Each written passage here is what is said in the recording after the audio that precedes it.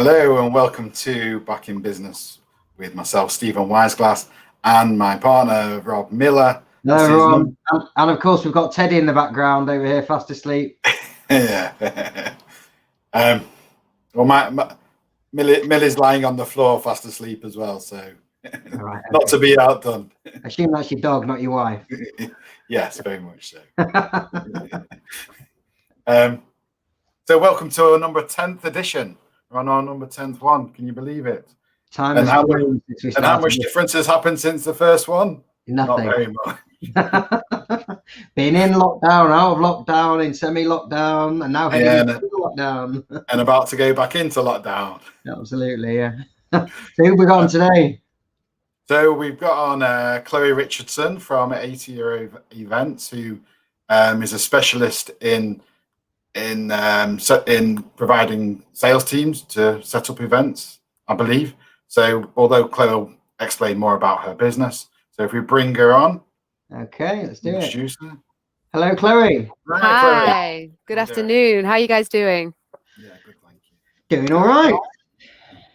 Good. Doing as well as can be expected in the current climate.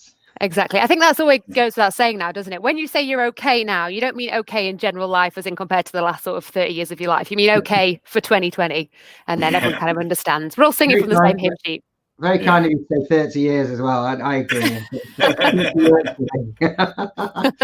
It does feel like the fun has been sucked out of life a little bit, doesn't it? So yeah. I know when I'm speaking to family I've not spoken to in a while, it's kind of like, I don't have much to say to you. Nothing's really happened. There's nothing new to report. Call back in a month. Like, absolutely. Let's stop now. All I know is these four walls, and that's it. Exactly. So, Chloe, tell us a bit about yourself. Then, what's your background?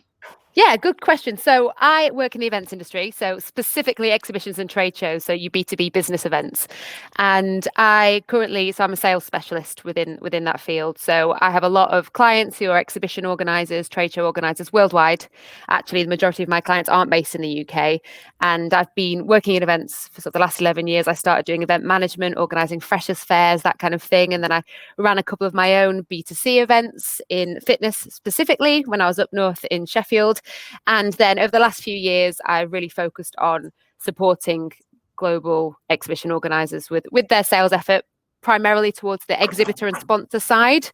And obviously, at the moment, it's a very hot topic because the events industry is under a lot of scrutiny in terms of where we're going with 2020 and how we can be supported and how we can maintain our business events to make sure that we don't lose a lot of great organizations that kind of thrive on running these events. So that is my really potted history of experience and kind of where I am now in the exhibition industry. So is there stuff going on at the moment then worldwide?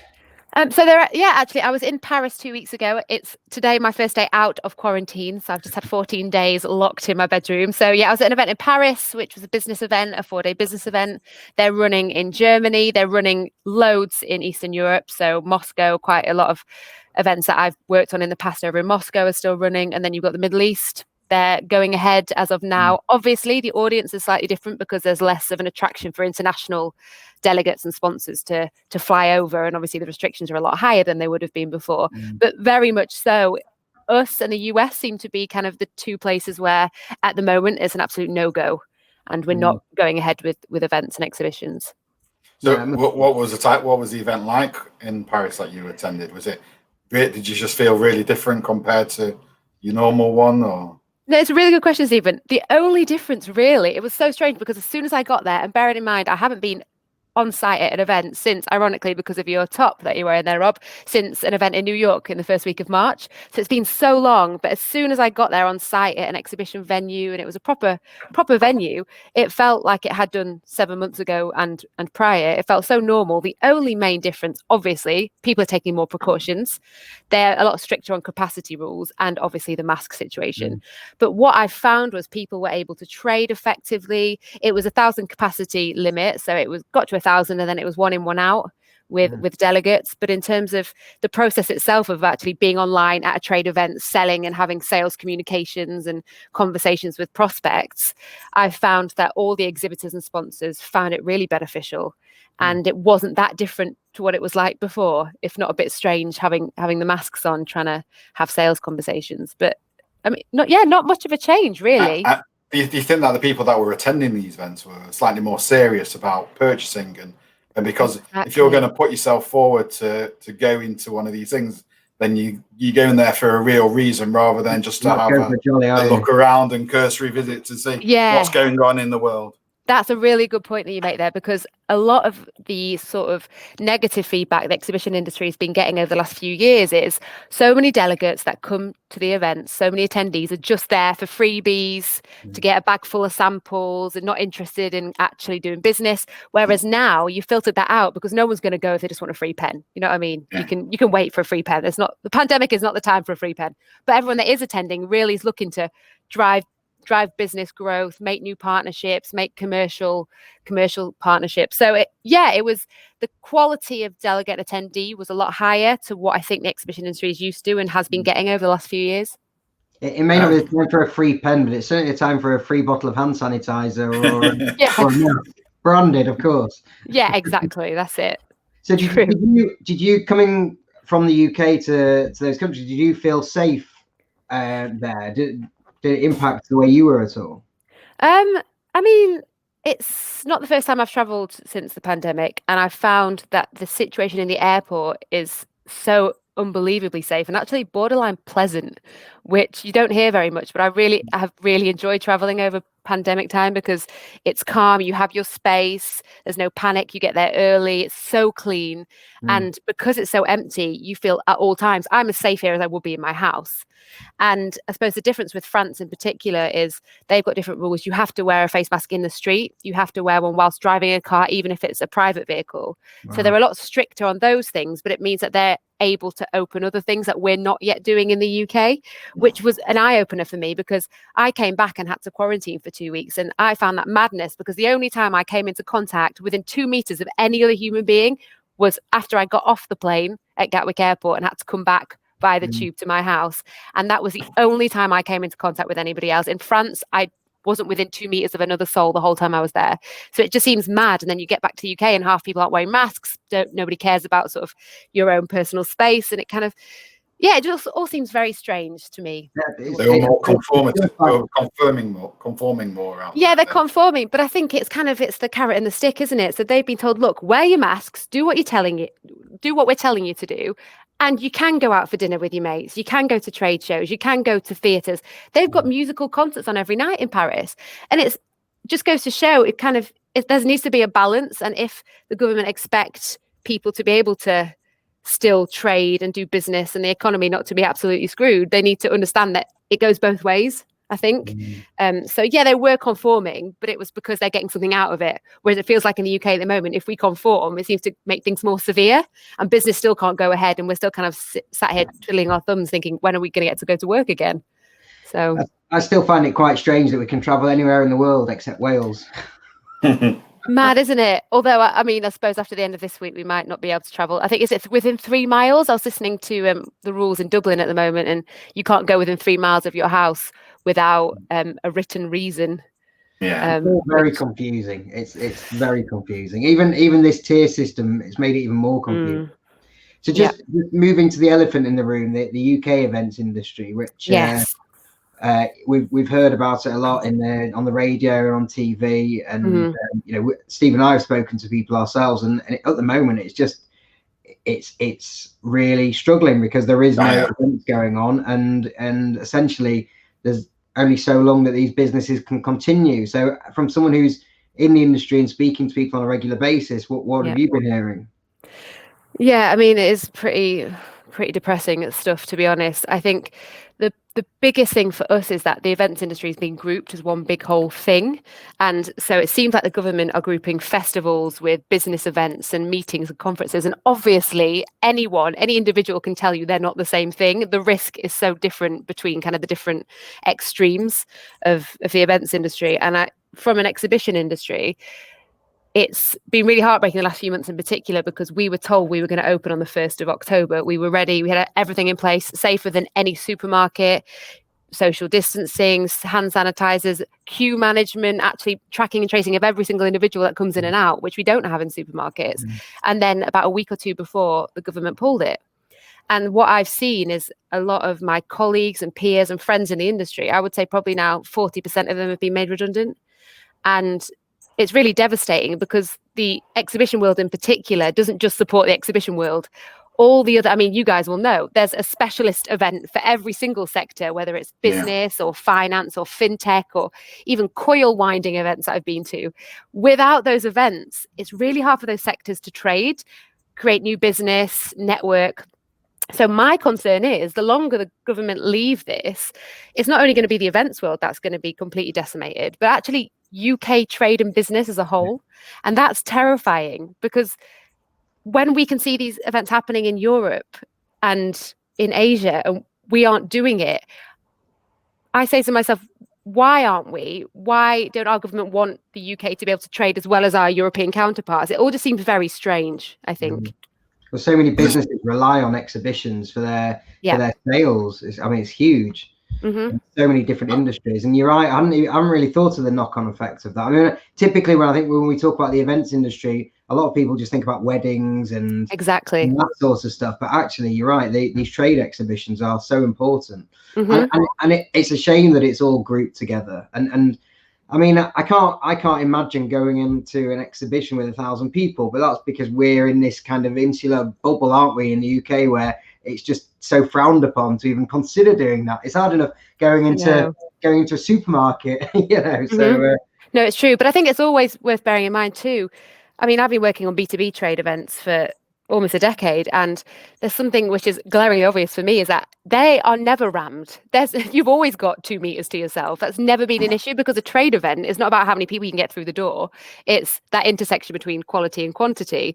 So it would be so rare, even way before COVID, that you go in a trade event and be like, oh my goodness, it's packed. That just doesn't happen.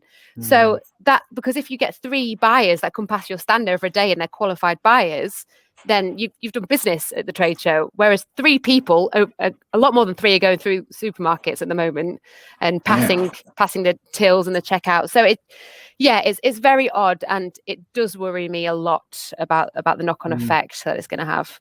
Whereas on the opposite side, with weddings and the like, you have got lots of people in close proximity. Chances are they're going to be dancing together or drinking together, and once people get a few drinks down them, social distancing goes out the window. So I can kind of see the reasons why that they've not opened that side of it up, but certainly you're right, the trade and sales exhibition side of it, I can't see any reason why they wouldn't. It makes no sense. Especially with Brexit coming up as well, which is I know, that's the maddest thing. We rely on trade shows as well for international trade, and I'm thinking, there's talks about a no-deal Brexit. We're already struggling economically. Why are we shooting ourselves in the foot and making international trade more difficult? I can't understand the logic. And it's like you say, Rob, whether I agree or not that weddings shouldn't go ahead, I think it's probably a different question. But I get the logic of it more, of social events, more than I do business events. And I suppose that's where it's hard to kind of understand where the party line is coming from with that.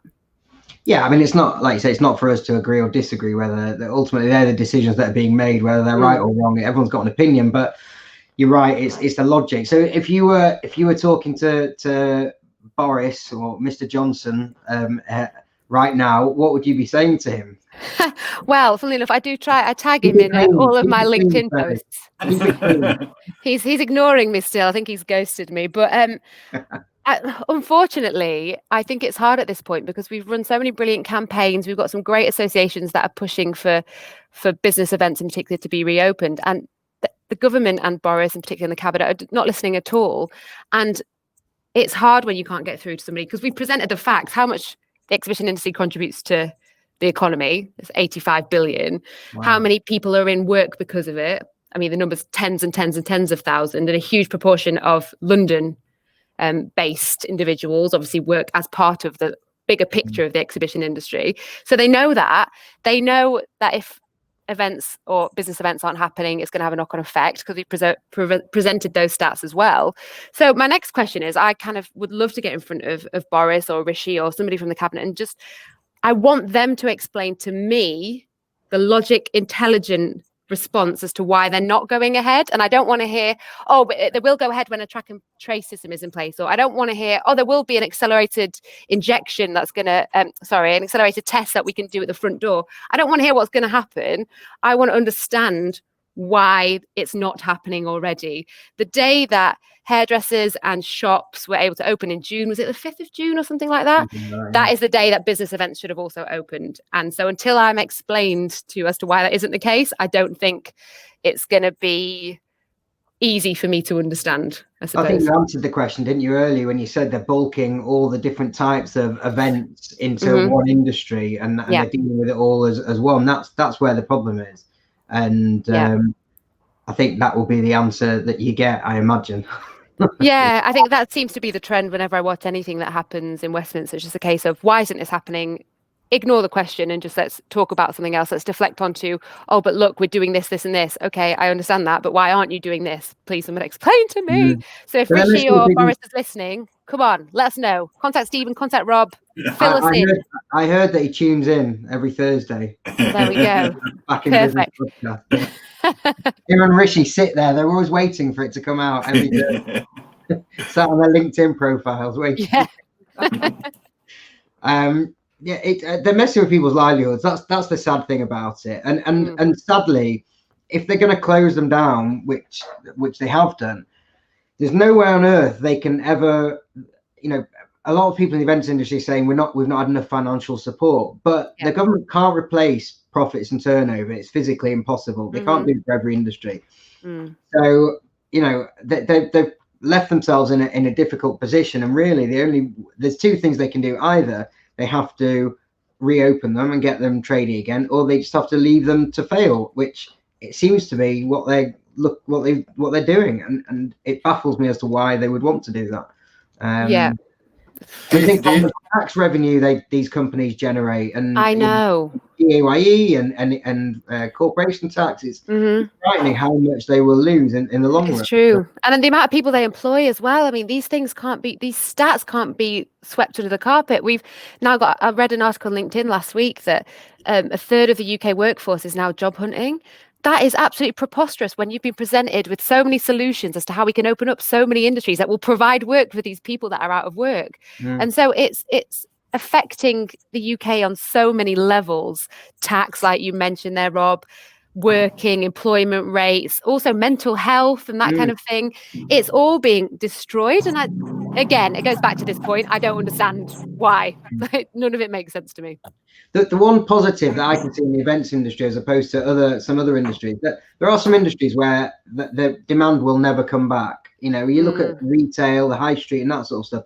You worry about the long term of that, and whether the events industry, it will come back. And once things start to happen again and start to move, there will be weddings, bar mitzvahs, exhibitions, trade shows, all of that, concerts, festivals, all that stuff will come back, and therefore there will be business there. So for me, if there are business owners in that industry listening, you've got to, I think, diversify now or do something different while you can. The death dog's desperately trying to get out of the door.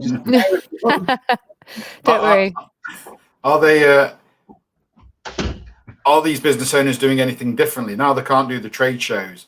Are they using other platforms to showcase their businesses and getting people in front of them like they would do? Because there's clearly a need for them to continue. No, it's a really good point. Well, so if we're talking about a general business that would traditionally use a exhibition as part of their marketing strategy per year, I was reading an article about this, and apparently, on average, a UK business spends 40% of its marketing budget on trade shows. Now, when I read that stat, I thought, okay, brilliant. That's 40% of their budget that they can now redistribute elsewhere and still get out there and still meet face to face with customers via different streams and channels. But actually what's happened is that's been the first budget that's then been cut when everything else is struggling. So the conversations I'm now having with potential sponsors and exhibitors are, this was the first budget to go. So we definitely can't do that. And so what everyone's doing is like business is halting. So the exhibitions aren't happening. People aren't trying to meet new customers. Pipelines are being totally destroyed for business development and customer acquisition. So it just kind of leads us in a place where I'm thinking, where will we be in 6 months? I imagine a lot of businesses that are around now won't be there anymore because they're not, like you say, Stephen, having that opportunity to put themselves in front of their customer base and say, let's talk business. So yes, it doesn't look like much else is happening. Obviously, virtual events have come along, and I don't know if you guys have attended any of those virtual trade shows. Not a virtual trade show, no. No. What they're like? It's very different because it's very much content led. And so there's less opportunity for networking. The opportunity is still there, but I think it's a case of the trade show industry in a physical way has been there for decades. So it's a well understood tool and a well developed tool. And the last 7 months have been panic. How can we do what we're doing on site, online? How can we transition? And some people have done it very well. There are some specific industries that have moved online and that are doing a great job at providing ROI for sponsors and exhibitors and increasing networking and that kind of thing. But it doesn't work in every industry. And that's another problem. For more traditional old school industries, they don't even know really how to navigate this technology as well as you might do if you're at a fintech show or a business event. Kind of you've got that acumen of how to do it online. But for people in a lot of, for example, independent retailers, they're not used to it. They want people to touch their products. They want people to taste their food. You can't do that online. No. So I think it's got its merits for sure. And for some events, I imagine that have done well in virtual this year. I think they'll continue with virtual and hybrid events going forwards. But for some, I think as soon as we can do physical events, they'll take a step back and go back into that particular formula. I don't care what anybody says. There's still nothing like face-to-face contact. You know, I do quite a bit of networking myself, and they're all on Zoom. And frankly, they're beginning to get a little bit tedious now. And all you want to do is speak to somebody and sit down and have a coffee. And actually, you know, you can't get the same effect when you're doing it over Zoom as you can do if you're face-to-face. It's physically impossible. And no, it's true. And it's just, we as humans, we're sociable beings, right? And so it's just craving that human interaction and that physical engagement. And I think like I said, I stepped out of quarantine today for the first time in 15 days. I went outside, and even just talking to somebody at the cafe who was giving me a mocha was like, I got butterflies and I had adrenaline running through me, and I was like, oh my God, it's a person. And so things like that, I think when it does happen, it's going to be a room full of endorphins and adrenaline, and it's going to be the best thing in the world when these industries get to open again. The question is, can we see it out until that point? That's the scary part, I suppose. And that's totally unknown and uncertain because we just don't know how long this is going to go on for. That's the problem. And how long can businesses go on without trade? I was listening to Radio 5, and there was a guy who owns an events management company saying that his turnover has gone down from £750,000 a year to £20,000 at the moment. And he physically can't pay the bills. He's had to get rid of all his staff. He's got no money coming in. And you think to yourself, how can they possibly survive unless they diversify into something else that will earn them enough to pay the bills over the next 12 months? Because as I say, the demand will come back eventually. It has to come back. Oh yeah, I have no doubt that trade shows will live long and prosper. It's just who's going to be around for when it happens. And the lucky ones who are around will do very, very well out of it. I agree with you. And I think it is when you kind of there's loads of stories out there in the events world in terms of going from a certain amount of income per year to nothing. And it happened to me in March when everything cancelled. I mean, I had events in Sydney, New York, Toronto, Vegas, and all of my contracts were indefinitely postponed. So I went from having a really jam-packed calendar, my business was doing really well, to £0. So that, and because it's indefinitely postponed, it's kind of you're not owed anything. That's what the event industry has had to go through, I think. And I can't imagine what it would be like for these huge organizers who have a sort of 1,000 members of staff on their books, and how because it's the added guilt, isn't it, of not being able to support those people and knowing that those people are going to be out of a job. And it's not their fault. They've not done anything wrong business wise. It's it's this blooming virus which is killing everything. Yes, that's it. I was talking to my brother in Melbourne this morning, and they've been on complete lockdown for 100 days, isn't it? Sorry, So 100 days, isn't it, or something this week? Yeah, I think they're literally. His daughter literally went back to school yesterday, I think, and they can now go 3 kilometers outside of the house. But apparently, he was saying that yesterday they had the first day with not one virus, not one incident of the virus. They've got it down to 0. So, but then again, you wonder, is it just delaying something is it gonna come back? And you just don't know. Who knows what the right answer is? So do they lock down fully and go for this circuit breaker lockdown, which they keep talking about? Or do they go for the middle ground, which is kind of where we're at now, or just let it roll? I don't know the answer. you need to go one way or the other, can't you? This middle ground thing isn't going to work.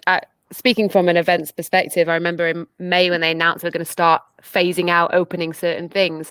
I was heartbroken because I thought, all my contracts are gone. I've been in this house for 2 months. And I knew as soon as they started opening, we were going to have to go through this again and again and again. And it just seemed mad to me that we were giving the virus the opportunity to come back in a way. So I was just thought, so many people's livelihoods have been ruined. Can we not just sustain this for a few more months so that when it gets to September, October, we can finally say we've done it. We've done what Melbourne have done. That's what I was really hoping would happen. But then we all saw what happened in June. The problem is people aren't interested. They lost interest in it. They don't want to follow the rules. And even the people who were the strictest at following the rules at the beginning are still relaxed more so now. And, and so it's just not sustainable. You can't lock people down for that long. And so it's a balancing act between the health and the economy. And again, my brother was telling me in Australia, their prime minister has basically said, you can't do both. It's one or the other. So, we'll have to suffer now economically, but it'll recover if we can get rid of this virus and have a long-term. This middle ground, this sort of umming and ahhing, oh, shall we or shan't we, just seems to be failing miserably. Yeah, but it's a worldwide thing as well. It's not, yes, it might disappear in Melbourne, but you might go to Melbourne for an event in 3 weeks' time.